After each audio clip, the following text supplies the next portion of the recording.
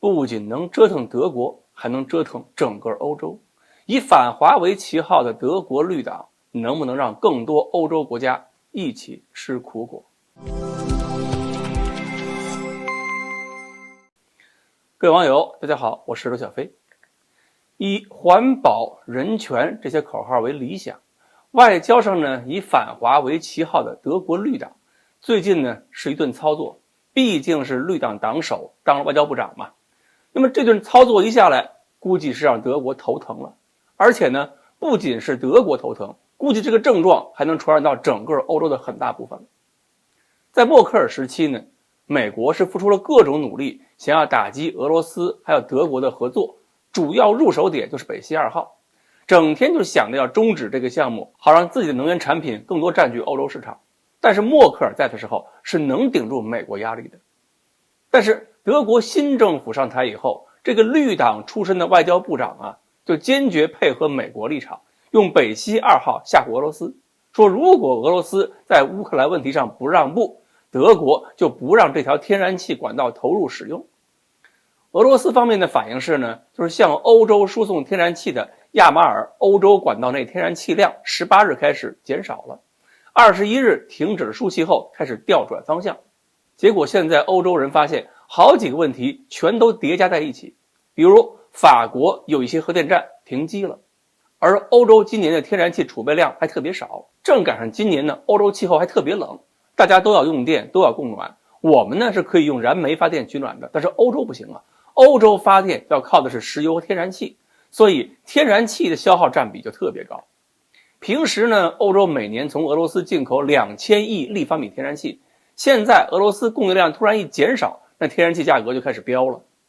现在德国的电价呢是每度电人民币2元多，而天然气价格呢是每1000立方米天然气要2000多美元了。本来俄罗斯对欧洲的出口指导价是300多美元，现在涨到2000，那可是涨了6倍多。俄罗斯方面倒是坚决否认是因为德国阻止北溪2号的事情才用这个减少供应量进行报复。普京呢是一脸纯善的表示没有对德国采取反制措施，言下之意都是你们欧洲人自己折腾的。其实呢，以前德国可能不在乎这点天然气供应波动，因为德国的煤炭储备量是够多的，完全足够德国的重工业发展和生活使用。但是绿党这些伪环保主义者天天嚷嚷环保，天天折腾，导致的结果就是2018年德国就永久关闭了全国所有的煤矿，煤不能用了，核电站还不许搞。那么北溪2号呢沾上俄罗斯，俄罗斯天然气当然没有美国的燃料那么民主，所以也不能要。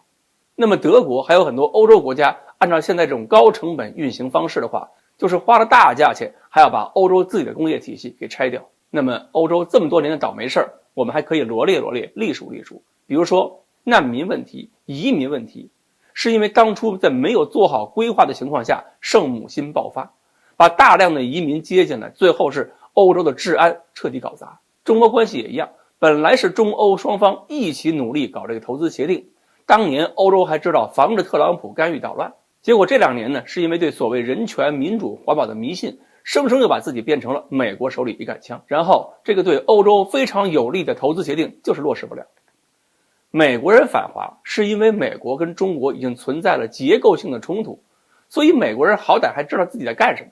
而欧洲跟着反华之所以这么折腾自己，只不过是因为这些白左政党喝了太多的心灵鸡汤，他们完全不懂政治经济，完全不懂建设发展，满脑子都是一些不切实际的空洞理想口号。所以绿党这种折腾我们还是要多多鼓励，让欧洲人多吃点苦头，大冬天多来几次感冒，才能明白这种高喊人权环保的反华组织缺智商。好，关于欧洲这些白左的水平到底如何，看一看瑞典那个环保少女和香港的反华分子勾结在一起是个什么模样，我们就全明白了。